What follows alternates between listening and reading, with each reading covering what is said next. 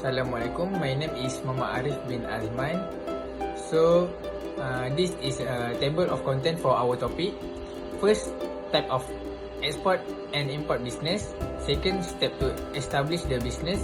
Third, government agency that support export and import. My name is Muhammad Amruddin Rizal and my matric number is 23DLS23F1096. Part 1. Type of export and import businesses. Definition. An export management company (EMC) is a private company that acts as an export department for businesses.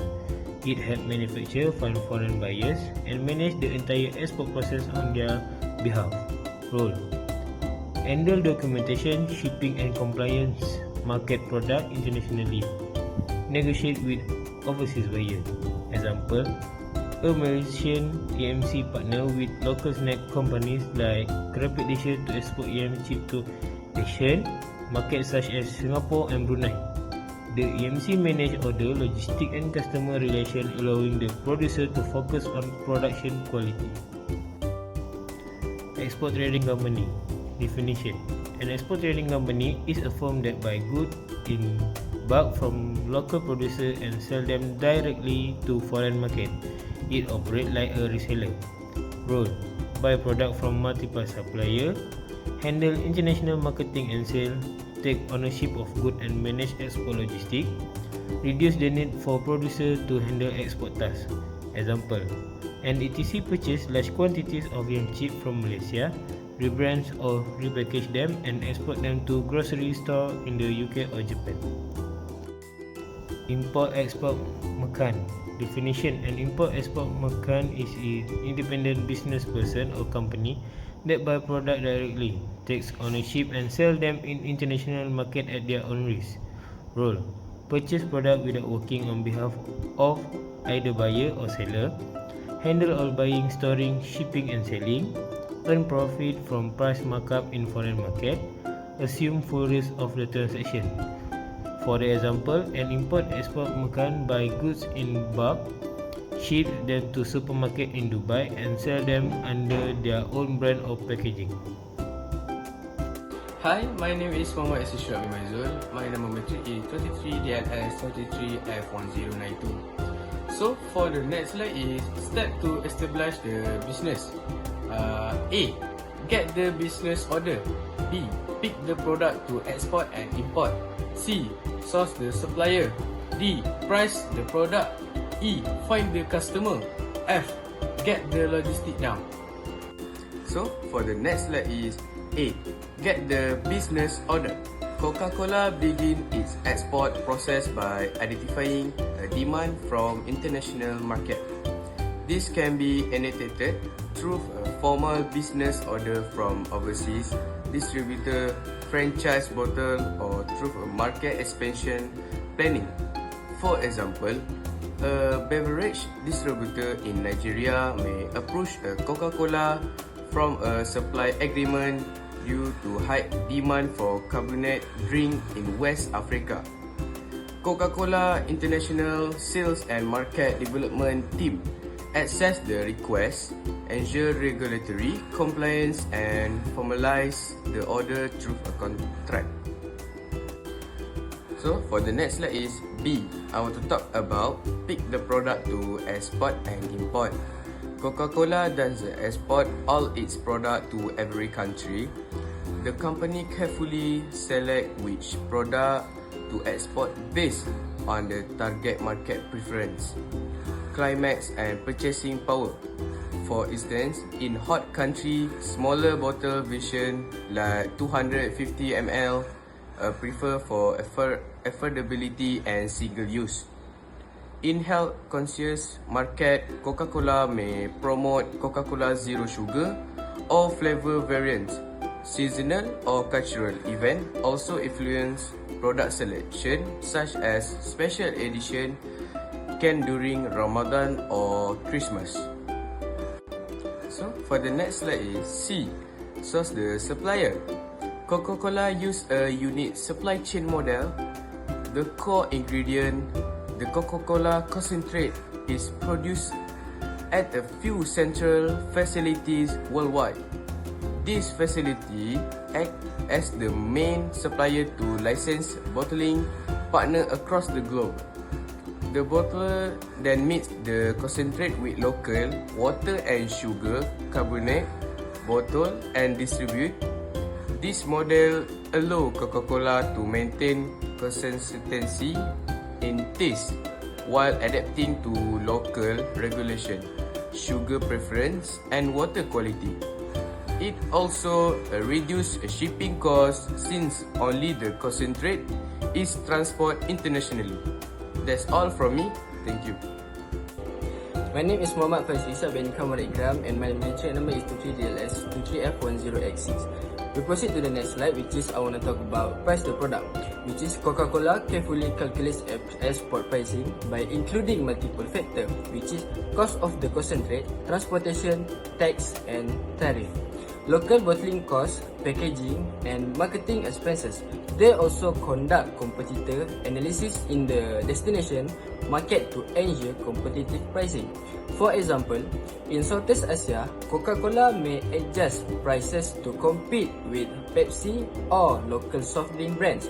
They often use a value-based pricing strategy, adjusting price points to suit local income level while maintaining premium branding. Distributor and retailer are given a margin to encourage wide distribution and strong sales. The customer, which is Coca-Cola doesn't sell directly to consumer internationally.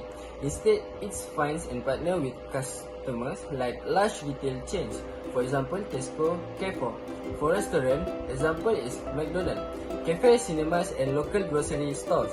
It also collaborates with food delivery platforms and vending machine operator. Coca-Cola invests heavily in market research to identify high potential market and build relationships with local partners.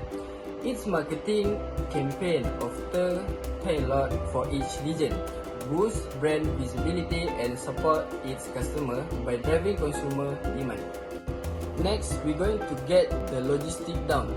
Logistic is critical to Coca-Cola export success. Once the concentrate is produced, it is shipped to bottling partner around the world using air or sea freight, depending on urgency and distance. The company ensures that the shipment complies with international trade regulations, including proper documentation, export license, and custom clearance. At the bottling plant, local teams manage production and distribution. Coca-Cola uses supply chain software to track inventory, monitor deliveries and avoid stockouts. Cold storage and refrigerated transport may be used in the hotter climates to maintain product quality during distribution.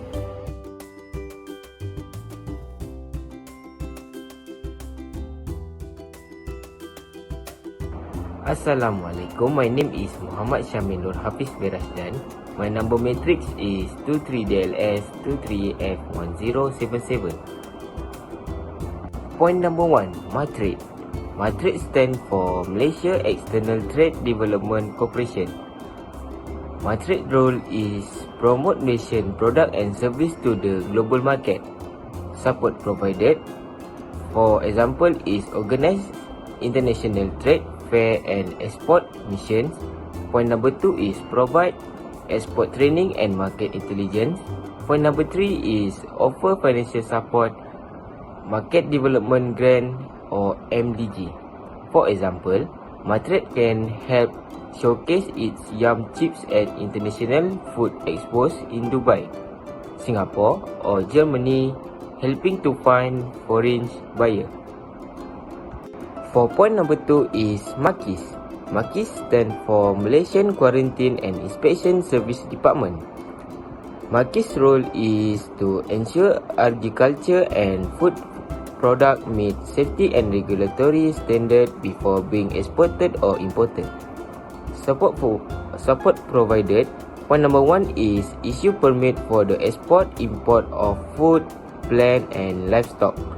Point number 2 is conduct quality checks and inspection at entry and exit point. Point number 3 is ensure compliance with halal, hygiene and healthy regulation. For example, A fruit exporter must obtain a health certificate from Marquis before shipping fresh durians to China. Okay, next agency is JKDM, Royal Nation Custom Department. For the role, oversees the flow of goods in and out of Malaysia and manage custom regulation, duties and tax. For support provided, first, process custom declaration and import and export documentation. Second, assign harmonized system, codes and calculates duties. Third, monitors, control and restrict goods. For the example, an electronic company exporting gadget to Europe must declare goods through the JKDM, Royal Nation Custom Department and pay any applicable export duties. And point number 4 is MIDA. MIDA stands for Malaysian Investment Development Authority. MIDA role is encourage investment and support the expansion of export-oriented industry in Malaysia. Support provided. Point number 1 is approve manufacturing license and incentive for export production. Point number 2 is guide business in setting up export facilities. Point number 3 is offer tax exemption and investment allowance for qualifying project. For example, a glove manufacturer expanding to meet international demand receive tax incentive from MIDA to build a new plant. Next agency is SME Corp Malaysia. For the role of SME Corp Malaysia is support the development and internationalization of small and medium-sized enterprise. For support provided, first provide business development programs, mentorship and funding. Second, offers exporters development program to prepare SME for global trade. Third, connect SME with financial institution and export partners. For example, a local cosmetic brand join SME Corp export coaching program to learn how to sell in the Middle East market. Next slide is for the lastly conclusion. In conclusion, our import and export business involving Coca-Cola product present a strong opportunity for growth in both the local and international markets. By importing a variety of Coca-Cola product from overseas, we can offer Malaysian consumer more choice and unique flavor that are not available locally. This helps us stay competitive and meet changing customer preference. At the same time, exporting Coca-Cola product that are produced bottled in Malaysia to nearby countries such as Singapore, Indonesia and Brunei allows us to showcase the quality of nation manufacturing while increasing our business reach and profitability. With proper planning, efficient logistics and a clear understanding of market demand, we believe this business can success